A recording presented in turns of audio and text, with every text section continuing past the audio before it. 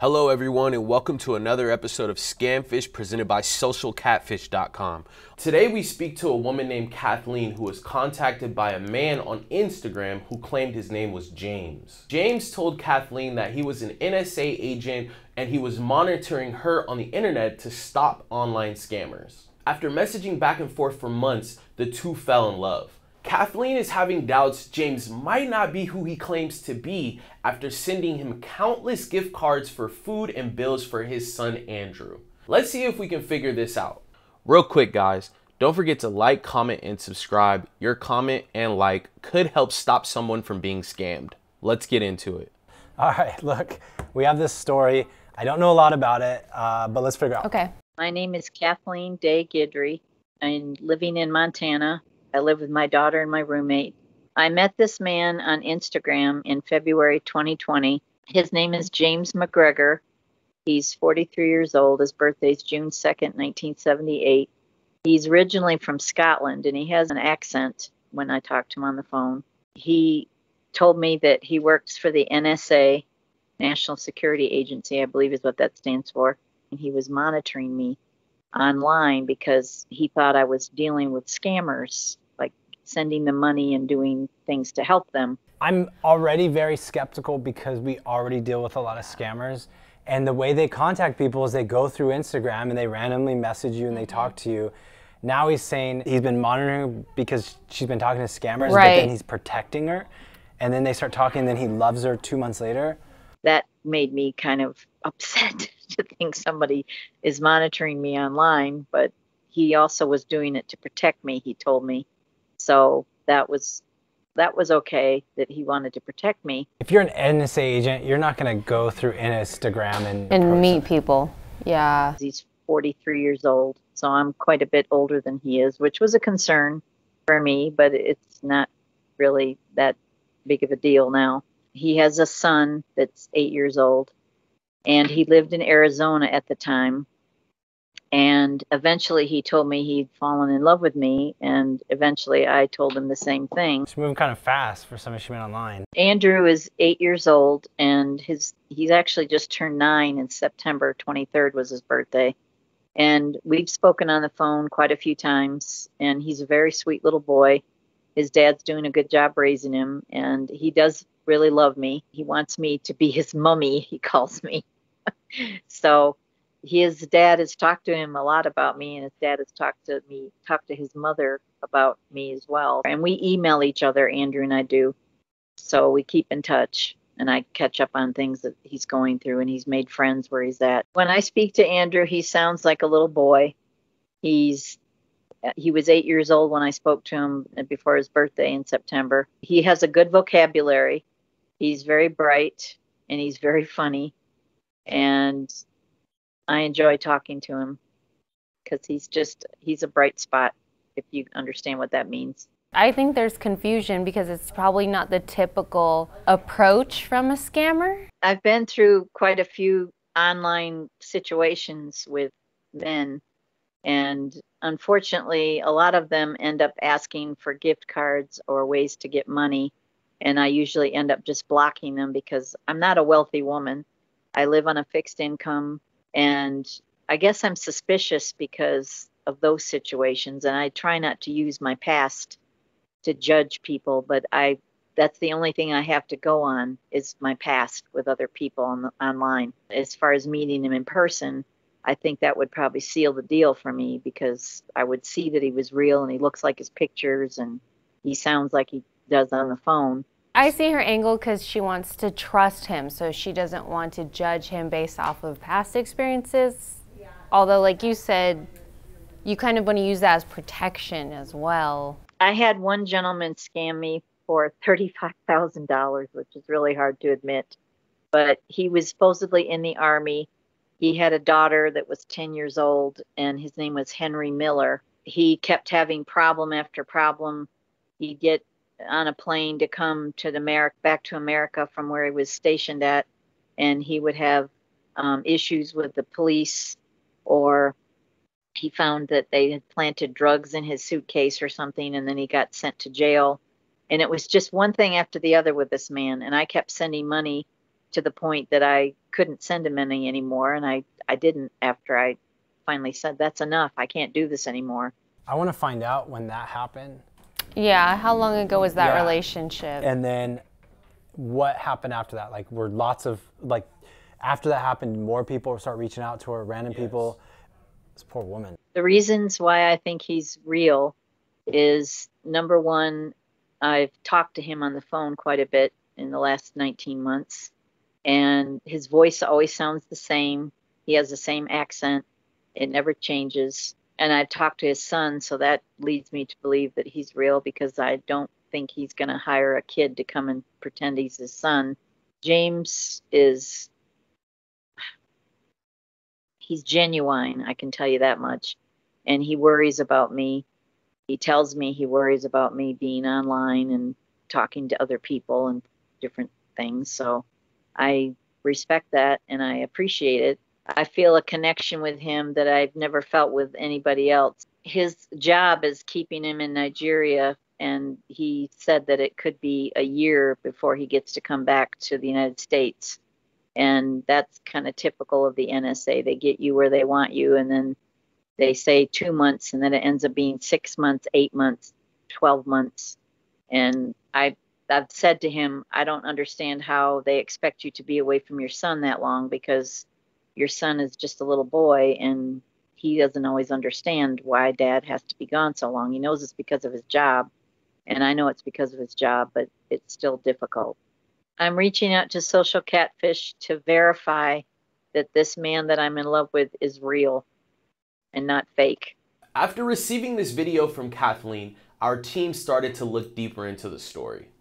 We noticed Kathleen didn't provide enough information, so our search specialist Lenny sat down with her to get more information about this mysterious man, James.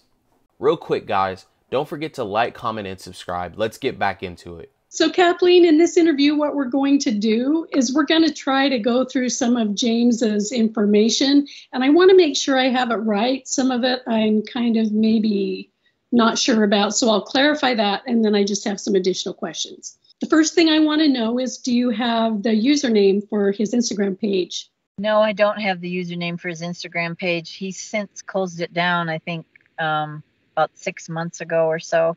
So I don't remember what it was, unfortunately. Does he have any siblings that you know of? He has, I think, a younger brother, but I don't know his name.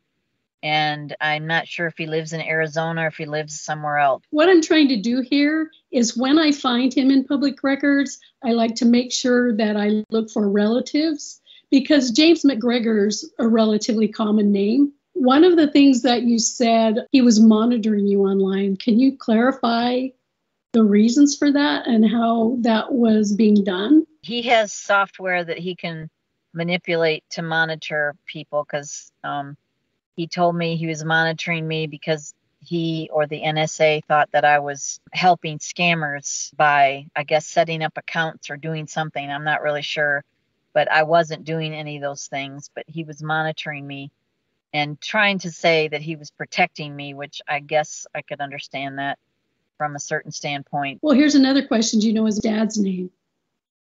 I don't know his dad's name. His dad's been passed away for I don't think it's been a lot of years, but it's not been very long. But I don't remember his dad's name. How much time had passed between when you were scammed for $35,000 before to when you met James? I met him February 2020, and I was scammed in the year 2018. So about 2 years had passed since I was scammed. Drew told me yesterday that if we find out he's real, then you guys will do whatever you can to help us get together. If it's based on financial or whatever, or time, whatever, that you would do that. And I haven't told James, and I don't know if you guys do that or if I have to do it or what. I don't know. And I don't know how he's going to respond working in the NSA if he thinks that's going to get him into problems with his job. I don't really know. We would love to call him and tell him that. And maybe that could be like a little secret that we have that you're going to share with him, or, that we can share and you can join later and talk about. What do you think about that? I don't really know how he's going to react to finding out that I've contacted you guys to research and find out if he's real or not, because I think he thinks that I think he is real, just because we've talked on the phone and we've conversed so much in the last 19 months. Right. And 19 months is a long time.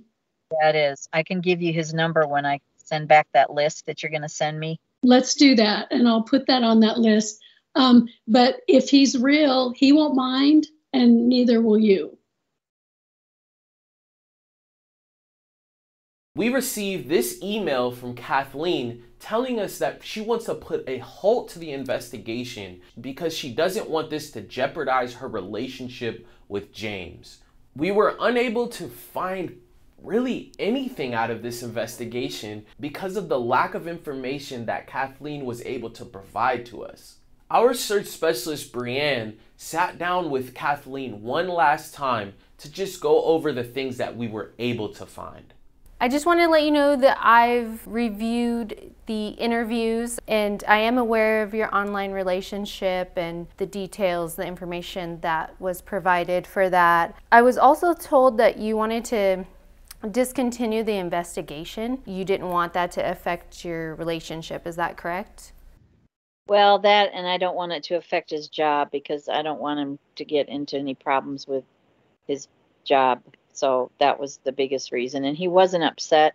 He was very understanding when I told him about contacting you guys. So that went a lot better than I expected it would. So, but I don't really want to continue this just because of his job. I don't want to get him into any trouble, and I think it could cause some problems with him. For this reason, though, we were only able to look into a few of the pieces of information that you've given us.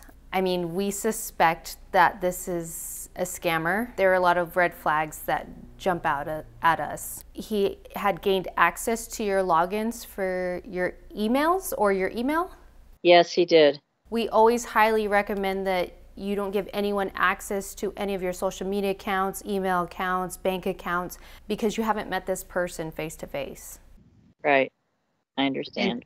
And there's still always going to be that danger of who you're really talking to because you haven't had that verification that you have seen this person face to face. So you just don't have that as a verified, yes, this is that person, this is James. We do highly recommend that you go into your email account and change those passwords as soon as possible. Another red flag that stuck out to us was that you had given him Steam cards, and that was something that he asked you for in the past? Yes, he did. He needed some help with buying food for his son and him, and I think he's taking care of his mother. Something that we recommend with the gift cards is that just not to give any more gift cards or money. This is something that is commonly asked by scammers as a form of currency because gift cards are untraceable. And once they're used, they're gone and you don't know what they were used for. And so it's so easy for a scammer to ask for those gift cards. Honestly, the probability that NSA would be investigating you, Kathleen, would be slim to none. Right.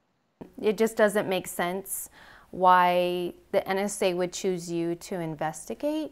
That story has led us to believe that the person that you're talking to could possibly be the person that may have scammed you in the past. It is possible. Sounds like this person has done what they can to gain your trust and to seclude you. And that's something that scammers tend to do in a relationship. They want you to rely on them as the only emotional support system. And the reason why they do this is because they also have fears as well. I mean, you're all in this relationship and you love this person, and I'm sure you have your fears as far as losing this person or this relationship. They also have a fear as well where they believe that if they lose you, they won't be able to gain that money anymore. Right, that makes sense. Right, so you're their support system financially, so they won't be able to get any money anymore. It wouldn't be out of the ordinary for Andrew to be a part of this scam. To be honest with you, in Nigeria, they start scamming at a very young age, unfortunately. Yeah, I know they start like at 9 or 10 years old, I think. Exactly. Exactly. I just wanted to give you as much information as possible for you to just consider and think about moving forward, whether you continue in this relationship or you decide to move on and, you know, find dating elsewhere. Whatever you choose, you know, we just wish you the best and we wish you happiness, Kathleen. And if you ever need any help or you need assistance, just reach out to us. Okay, thank you so much. I appreciate that, Brian. Oh, no problem, Kathleen. It was really nice meeting you, and I hope you have a great day. It was nice meeting you too. You take care of yourself. So we just wrapped things up with Kathleen. We're super bummed we couldn't finish the investigation. In most instances, we can at least come back and show what we're able to find and show the proof to show these people like what's really going on. In Kathleen's case, she's just so blinded by the relationship. We're very confident it's a scammer. We're very confident that the person in the pictures is having his images stolen, and here's why. So we actually did find pictures around the internet. We found one of the pictures that Kathleen was given was a Instagram story that we found. So we actually tracked the original picture back, but not to the actual Instagram post. It was an Instagram story that was cropped. And so we'll show you that picture. The picture was from 32 weeks ago. Most people are not gonna send you a picture, go into their Instagram account, find a picture from 32 weeks ago, crop it, and then send it to you as an original. So that's one of the red flags we saw. Another thing we saw, the pictures all over the internet on different dating sites, bondage websites, all these different sites that are not typical of somebody, especially being an NSA agent who's doing an investigation on somebody through Instagram, is gonna have. So this guy has nothing to do with it. In a lot of instances where we can't find the original person, what happens is they know what's going on. They know their pictures are used to scam people, and they actually will go and delete all their pictures. And so that makes it very difficult to find out who the real person is. And so in this instance, we're making the assumption that that's maybe what happened. We decided to pick up the phone and call the scammer. He picked up and the line was silent. Then he hung up after about 20 seconds, texts me right away, and tells me, "You do not talk to a lady like that." So if this was an NSA agent, and this was the real phone number of that NSA agent, and it was a man that was talking to this person, he wouldn't respond that way. So I decided to play along, and I told him that I had met him on Instagram, and right away he said, "You're probably one of those scammers, aren't you?" And I just said, "I'm not sure what's going on." And then what he asked me to do is send him a picture. So I took a fake picture and I sent it to him. And I'm like, "Hey, this is Kevin." And he's like, "Oh yeah, hey, how are you doing?"